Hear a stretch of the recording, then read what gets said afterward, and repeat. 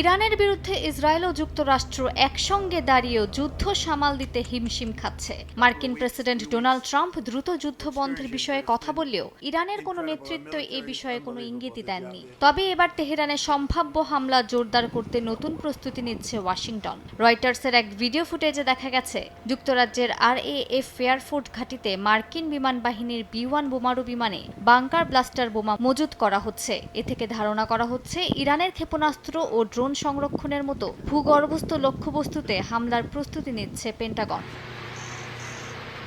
ভিডিওতে দেখা যায় ঘাঁটিতে অবস্থান করা অন্তত একটি B-1 বিমানের অস্ত্র রাখার স্থান থেকে একটি মিসাইল লঞ্চার সরিয়ে নেওয়া হচ্ছে। এতে বোঝা যায় বিমানটিকে নতুন ধরনের ভারী অস্ত্র বহনের জন্য প্রস্তুত করা হচ্ছে। বিশ্লেষকদের মতে এই ধরনের প্রস্তুতি সাধারণত বড় ধরনের লক্ষ্যবস্তুতে হামলার আগাম ইঙ্গিত দেয়।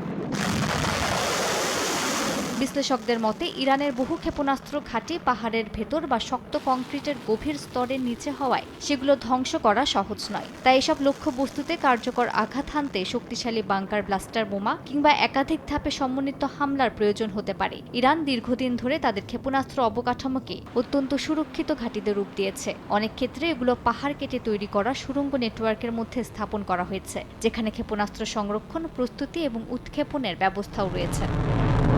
মালিহা সুহরওয়ার্দী, সময় সংবাদ।